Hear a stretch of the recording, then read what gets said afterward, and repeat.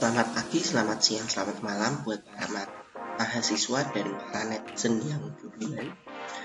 Di sini kita masuk ke materi yang kedua, pertemuan kedua mata kuliah dasar pemrograman. Capaian pembelajaran pada pertemuan yang kedua ini, mahasiswa diharapkan mampu untuk menjelaskan tipe data primitif pada satu bahasa pemrograman. Yang kedua, mahasiswa mampu membuat variabel dengan memanfaatkan data primitif yang disediakan oleh bahasa pemrograman. Yang ketiga, mahasiswa mampu menerapkan assignment pada suatu variabel. Yang keempat, mahasiswa mampu membuat notasi algoritmik sederhana secara utuh.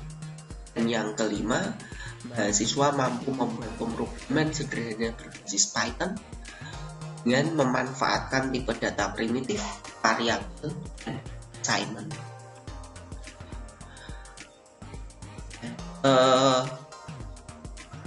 Yang perlu kita ketahui pertama kali adalah tentang tipe data. Pada tipe data, di sini ada beberapa istilah sebelumnya. Sebelum kita mengenal tipe data, ada istilah objek. Program itu memanipulasi objek data. Objek itu mempunyai tipe yang mendefinisikan program tentang apa yang bisa dilakukan oleh objek data tersebut. Di sini ada contohnya. Adi adalah manusia yang dapat berjalan, berbicara, makan, dan lain-lain. Sekali lagi ya, objek mempunyai tipe yang mendefinisikan program tentang apa yang bisa dilakukan oleh objek tersebut. Jadi objeknya siapa? Adi. Ya, Adi dapat melakukan apa saja. Objek yang kedua contohnya adalah 5, adalah bilangan yang dapat ditambah, dikurang, dan seterusnya. Jadi objek itu bisa ngapain ya pada sebuah program. Nah, di sini ada dua macam objek data. Ya, yang pertama jenisnya adalah skalar. Ya, skalar itu adalah objek tunggal yang tidak dapat dipecah. Dengan non skalar itu mempunyai struktur internal yang dapat diakses. Istilah yang kedua adalah tipe data. Tipe data itu adalah pola representasi suatu data dalam komputer untuk menentukan cara internal data disimpan. Jadi cara penyimpanan sebuah data dalam komputer itu berbeda-beda ya, antara tipe data yang satu dengan yang lain itu cara penyimpanan datanya beda. Gitu juga operasinya, misalnya nanti ada bilangan integer, ya tipe data integer, tipe data angka, dan tipe data angka itu kan bisa dihitung dengan tipe data string atau tulisan itu tidak dapat dihitung. Nah, itu contohnya. Nah, lalu di sini jenis tipe data ada dua macam, yaitu tipe data primitif atau dasar. Ya. Yang kedua adalah tipe data yang bentukan, tipe data bentukan atau komposisi. Tipe data dasar atau primitif, tipe data yang telah tersedia atau didefinisikan dalam satu bahasa. Biasanya ini adalah tipe data bawaan, tipe data asli, tipe data yang memang sudah ada dari sananya. Yang kedua adalah tipe data bentukan. Ini tipe data yang disusun dengan berbagai tipe data dasar. Biasanya tipe data bentukan ini adalah tipe data custom. Ya, tipe data custom. Tipe data yang kita bikin sendiri karena tipe data primitif tidak bisa menangani penyimpanan data tersebut.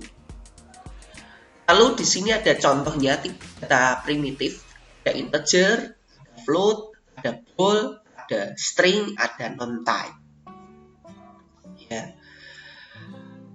Integer itu bilangan bulat. Ya, integer itu bahasa Inggris, bahasa Indonesianya adalah bilangan bulat. Ya. Ini ya bilangan bulat tidak ada komanya. Sedangkan float adalah bilangan pecahan atau desimal atau literal. Ya.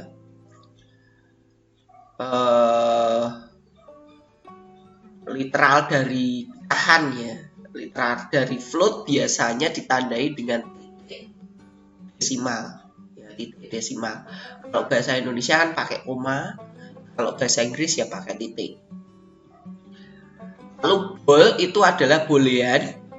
Ini ada terdiri dari dua macam, yaitu true atau false. True itu double, false itu salah. Sedangkan string itu merepresentasikan karakter atau kata. Contohnya aku, ya, kamu, makan. Nah, ini adalah string. Non-type itu hanya satu. Datanya itu tipe data primitif non. Ini sama saja kosong, ya. Datanya kosong, masih kosong. Untuk membuat sebuah data atau variabel nanti ya, istilah variabel itu masih kosong, belum ada isinya. Dalam Python untuk melihat tipe data sebuah data ya, kita bisa mengetikkan perintah type ya, type 123 tipenya integer, type 98,6 tipenya float, type below word tipenya string str. Lalu objek skalar sebagai tipe data primitif. Maksudnya apa? Di sini adalah penafsiran yang dilakukan oleh bahasa Python bersifat literal, di mana data mentah berupa objek skalar akan menentukan tipe data. Jadi perlu diketahui, bahasa Python itu berbeda dengan bahasa pemrograman yang lain seperti C atau Java, yang dimana kita menentukan tipe data itu harus ditentukan secara dideklarasikan di awal. Kalau di C, di Java itu kan harus dideklarasikan ini tipe data integer, ini tipe data float. Tapi kalau Python dia bisa langsung, ya, misalnya kita menuliskan angka 8 dianggap integer, 12,5 dianggap float, namaku dianggap string. Jadi dia bisa langsung sifatnya literal, langsung bisa otomatis menganggap apa yang kita tuliskan sebagai tipe data tersebut. Ini mirip dengan PHP ya, ini mirip dengan PHP, bahasa pemrograman atau scripting PHP ya. Nah, kalau bahasa pemrograman lain belum tentu. Lalu tipe data bentukan. Tadi saya sudah jelaskan bahwa tipe data bentukan itu tipe data custom yang kita buat ya. Di sini disebut dengan tipe data komposisi atau agregat yang disusun dari tipe data dasar yang memiliki arti semantik. Bertujuan untuk mempermudah berpikir di level abstraksi yang lebih tinggi. Contoh di sini ada koordinat, ya, tipe data koordinat. Koordinat itu terdiri dari dua bagian, yaitu float x dan float y, atau titik atau ada sumbu x dan ada sumbu y. Koordinat itu terdiri dari dua bagian, yaitu sumbu x dan sumbu y. Lalu jam, ya, contoh tipe data jam. Jam itu disusun dari jam itu sendiri, menit dan detik. Ya, kita susun dari integer jam, integer menit, dan integer detik. Jadi ini adalah tipe data yang custom. Kenapa kok custom? Karena tipe data ini tidak bawaan dari bahasa pemrograman. Kita bikin sendiri agar bisa menyimpan data tertentu. Yang selanjutnya adalah konversi tipe. Jadi sebuah tipe data itu bisa dikonversi ya, dari tipe objek ke tipe yang lain. Nah, istilah lainnya disebut typecasting atau typecasting. Misalnya di sini ada float 3 dapat mengkonversi nilai yang sebetulnya adalah integer menjadi float. Ya, aslinya kita ingin menuliskan 3, tapi 3 itu berupa float. Ya, ini akan di casting atau dikonversi dengan menuliskan float dalam kurung 3. Integer 3,2 ini akan dikonversi menjadi integer, tapi pastinya komanya akan hilang. Ya, integer itu 3,9 pun akan menjadi 3. Ya, komanya akan dihilangkan dan dibulatkan ke bawah atau integer. Kalau float berarti dikasih koma. Berikutnya adalah variabel. Variabel itu nama yang merepresentasikan sebuah tempat memori komputer untuk menyimpan data berupa nilai bertipe yang sifatnya dinamis atau berubah. Contohnya ini, saya punya X sama dengan 122, Y sama dengan 14. Jadi X itu adalah integer, isinya 122. Jadi 122 ini adalah konstanta dimasukkan ke dalam variabel X. Jadi variabel itu adalah sebuah wadah dapat diisi konstanta yang tipenya sama. 122 itu kan integer, X juga nanti dianggap sebagai integer, Y dianggap sebagai integer. Nah, ini variabel nilainya ya. Nah, ketika saya kasih X sama dengan 100, 122 akan di-replace menjadi 100.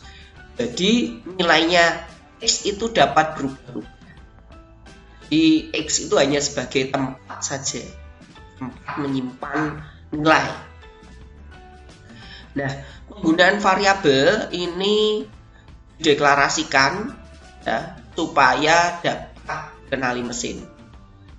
Alokasikan pada memori komputer, inisialisasi dengan memberi nilai awal saat dimanipulasi. Contoh deklarasi di sini is T2 integer, inisialisasi I tanda panah 0, simbol panah ini adalah assignment, nanti akan dijelaskan. Nah, ini sebetulnya bahasa notasi ya, notasi algoritmik nanti akan dijelaskan juga. Nah, terus deklarasi dan alokasi variabel dapat berbeda pada berbagai bahasa pemrograman. Ini yang kita katakan di sini adalah secara global semua bahasa pemrograman Python. Dan di Python tidak ada deklarasi. Deklarasi dilakukan langsung dengan inisialisasi. Jadi Python harus ada inisialisasi, langsung kasih nilai, lalu dianggap ya, Python langsung menganggap. Nah, aturan penulisan variabel. Nah, penulisan variabel di bahasa Python itu case sensitif. Ya, penggunaannya menggunakan huruf kecil dan huruf kapital itu punya arti yang berbeda. Ya, merupakan variabel yang berbeda. Di sini ada angka dan angka ini A-nya besar. Variabel angka A-nya kecil dan angka A-nya besar adalah variabel yang berbeda. Lalu penulisan variabel tidak boleh mengandung spasi. Ya, luas persegi ini salah karena ada spasinya. Boleh kasih underscore atau yang lebih bagus seperti ini, luas perseginya P-nya besar. Kalau dua kata biasanya seperti ini. ya, menggunakan seperti ini. Lebih baik menggunakan ini daripada underscore. Lalu nama variabel tidak boleh diawali hanya boleh diawali dengan huruf atau garis bawah. Tidak boleh diawali dengan simbol lain dan mengandung simbol. Jadi ini salah karena ini pakai simbol awalannya. Ini juga salah karena di dalamnya ada simbol. Hanya boleh diawali dengan huruf dan underscore. Yang angka ini salah karena diawali dengan angka 4 ya, angka 4. Dan yang ini A5 ini benar, tidak masalah. Lalu aturan penulisan variabel yang keempat, tidak boleh menggunakan keyword yang digunakan secara internal atau sudah digunakan oleh internal program. Ya, keyword atau reserved word. Contoh dalam program kita tidak boleh menggunakan variabel n, l, for, size, elif, from, lambda, dan seterusnya. Tidak boleh, karena ini bisa membuat sistem kacau. Kita tidak tahu, kita sendiri mungkin bisa jadi tidak tahu, apalagi komputer. Ya, walaupun mungkin penulis program tahu ini maksudnya variabel. Jadi kalau komputer pasti akan kebingungan. Lalu konstanta, tadi saya sudah sebutkan atau singgung apa itu konstanta. Konstanta itu adalah nilai tetap seperti angka, huruf, dan teks. Ya. Dinamakan dengan konstanta karena nilainya tidak dapat berubah. Konstanta numerik atau angka seperti yang Anda lihat apa adanya. Sedangkan string konstanta diapit dengan tanda petik tunggal dan atau petik ganda. Jadi bisa pakai petik tunggal, bisa pakai petik ganda. Contohnya ini ada print 123, print 98,6, print hello world. Ya, ini konstanta. Konstanta ya, konstanta. Karena dia tidak disimpan dalam variabel, jadi nilainya tetap. Nah, ini tidak bisa berubah. Berubahnya kalau di. Nah, terus ada assignment. Assignment atau bahasa Indonesianya adalah penugasan. Nah, pemberian nilai terhadap suatu variabel ya, itu adalah assignment. Ruas kiri, ruas kanan. Ruas kiri diisi ruas kanan. Kalau dalam bahasa notasi ini tanda panah. Ruas kiri adalah variabel, ruas kanan adalah nilai atau konstanta atau ekspresi. Ya. Ini adalah contoh A tanda panah 1. Ini bukan bahasa Python ya, sekali lagi ini bahasa notasi. Notasi itu bisa diterjemahkan ke Python, C, Java, dan seterusnya. A sama dengan 1. Ini kalau diterjemahkan ya, A sama dengan 1. Atau kalau notasinya A tanda panah ke sini ke A1. Nilai diisi dengan konstanta. Sedangkan A tanda panah 1 plus 2. Nilai diisi dengan ekspresi matematika. Ya. Jadi ini ada konstanta, ini ada ekspresi. Ekspresi itu mengandung sebuah perhitungan matematika, ada operator-operatornya. Perintah assignment ada program ya. Realisasi dengan bahasa pemrograman, assignment memiliki kode simbol sama dengan ya.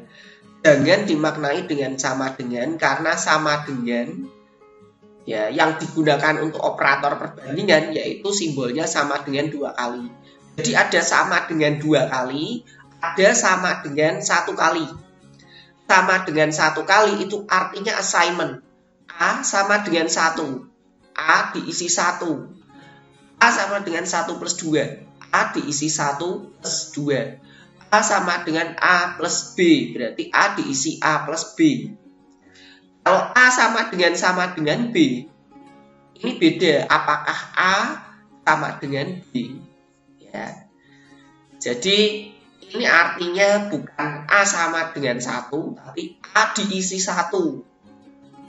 A diisi 1 plus 2. Bukan A sama dengan 1 plus 2. A diisi, ya diisi. Lebih cocoknya diisi seperti itu. Lalu mengubah ikatan atau binding. Istilah ini ya, ini adalah sebuah istilah mengubah ikatan. Dapat mengubah ikatan nama variabel ya terhadap suatu nilai dengan menggunakan statement assignment yang baru. Nilai sebelumnya mungkin masih tersimpan dalam memori, tetapi kehilangan pegangan terhadap variabel. Di sini ada contoh Pi sama dengan 3,14. Ini ya, Pi 3,14. Radius sama dengan 2,2. Area itu luas ya, luas sama dengan Pi radius pangkat 2. Kali radius pangkat 2. Lalu diisi radius sama dengan radius plus 1. Nah, nilai untuk variabel area tidak berubah sampai kita memberitahu komputer untuk melakukan perhitungan lagi. Maksudnya gini, di sini area itu dihasilkan dengan nilai pi dan radius. Sedangkan di bawah ini radius itu kita tambah 1. Ketika kita cetak, ya, lalu kita cetak dan ditampilkan di command prompt-nya berapa, radiusnya berapa, areanya berapa. Loh, tidak sesuai, pi-nya 3,14, radiusnya 3,2, areanya kok 15,1976. Ini kan membuat ketidaksesuaian kalau ditampilkan. Padahal maksudnya waktu ini dihitung, ini padahal pada area 2,2. Nah, ini harus dilakukan perhitungan lagi pada area agar sesuai. Nah, yang berikutnya adalah notasi algoritmik. Ya, nah ini notasi algoritmik ini apa? Tadi sudah saya singgung. Untuk penulisan program, ya, untuk penulisan algoritma atau teks algoritma, biasanya terdiri dari 3 bagian utama, yaitu judul, kamus, dan algoritma. Judul itu deskripsi, spesifikasi deskripsi program secara umum. Jadi program itu bisa ngapain? Seperti tadi, Adi bisa makan, minum, berlari, dan sebagainya. Kamus itu definisi konstanta, tipe data, variabel, prosedur atau fungsi. Jadi baru didefinisikan apa yang dibutuhkan, apa yang dimiliki oleh program. Dia punya konstanta apa saja, dia punya tipe data apa saja, dia punya variabel apa saja. Ya. Sedangkan algoritma ini adalah isi penyelesaian masalah dengan menggunakan elemen-elemen pada kamus. Intinya program berisi instruksi-instruksi atau pemanggilan aksi. Maksudnya apa atau kenapa kok harus membuat notasi algoritmik? Jadi sebelum penulisan program, pembuatan program itu biasanya kita menulis notasi algoritmik. Ini biasanya kalau programnya itu cukup kompleks ya. Mungkin kalau hanya print hello world saja tidak perlu notasi, tapi jika kita ingin menulis program yang tidak punya banyak fungsi macam-macam gitu ya, bisa dibikin buat ngapain aja, ini kita perlu deklarasikan ya. Seperti kalau kita mau bikin buku, ini kita bikin daftar isinya dulu, buku itu tuh isinya apa saja ya, biar kita tidak lupa, biar kita mudah memahaminya untuk dalam penulisan program. Nah, ini adalah contoh notasi algoritmik. Ya, ada judul ini sebagai algoritma masak air. Nah, algoritma memasak air misalnya judulnya. Kamusnya kalau memasak air butuh 1 panci 1 liter air. Deskripsi program algoritmanya atau deskripsi algoritmanya, masukkan 1 liter air dalam sebuah panci, panaskan air dan dalam panci hingga mendidih. Ini adalah notasi algoritmik. Kalau diterjemahkan ke bahasa pemrograman, ya ini akan berbeda-beda tergantung dari bahasa pemrogramannya. Next, nah ada istilah komentar. Apa tuh komentar? Komentar dapat memudahkan untuk membaca alur sebuah program.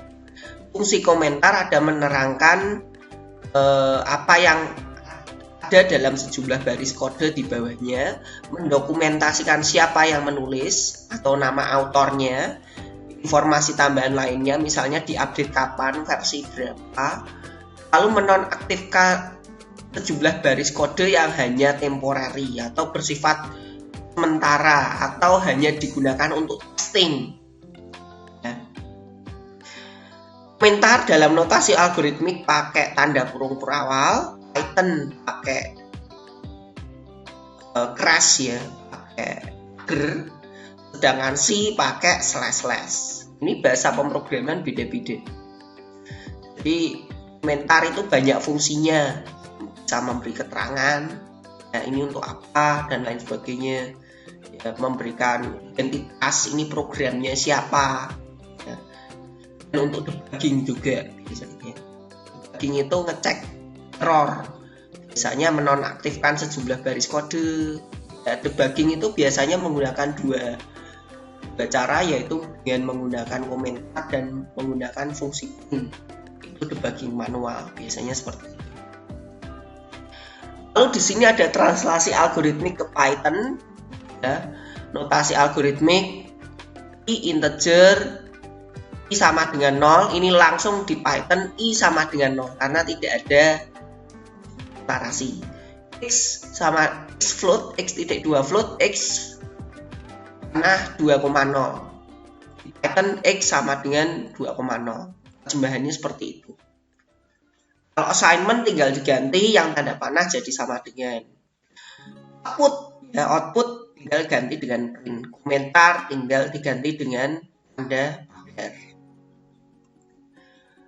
Di sini ada contoh notasi algoritmik ke Python, ya. Kamus. Sebelum kamus di sini program dengan notasi Python untuk mencetak nama lengkap. Ini adalah program untuk itu. Kamusnya ada nama depan, nama belakang. Nama depannya Adi, nama belakangnya Satrio. Algoritmanya nama lengkap sama dengan nama depan plus ya, petik. Ya, ini ada spasinya nama belakang. Print nama lengkap. Ya, ini untuk menggabungkan. Plus di sini artinya untuk menggabungkan, bukan menambahkan. Plus pada string, ini kan string ya. Plus pada string fungsinya untuk menggabungkan. Lalu contoh yang lain ini adalah untuk menghitung volume bola. Jika diketahui Pi-nya 3,14, R-nya 7,0, maka volume bola adalah 4/3 kali Pi pangkat 3. Langsung kita print Pi. Ini ya algoritmanya yang di sini ya. Pi kali R kali R kali R. Ini Pi pangkat 3. Kali R pangkat 3. Nah, lalu apa bedanya notasi algoritma versus Python? Notasi algoritma itu lebih ke bahasa manusia, walaupun Python juga bahasa pemrograman tingkat tinggi, saya kira sudah mudah dipahami manusia ini, tapi bahasa pemrograman. Lalu notasi algoritma bisa diterapkan di banyak bahasa pemrograman, Python hanya berlaku di Python. Sedangkan notasi bisa ditulis di kertas, Python bisa ditulis di komputer. Walaupun Python mungkin saat nanti Anda ujian secara offline bisa jadi Anda diberikan soal untuk menulis program menggunakan Python di kertas, gitu ya. Mungkin sekian ini referensinya. Semoga Anda bisa memahami apa yang dipelajari pada materi ini. Terima kasih dan sampai jumpa pada pertemuan berikutnya.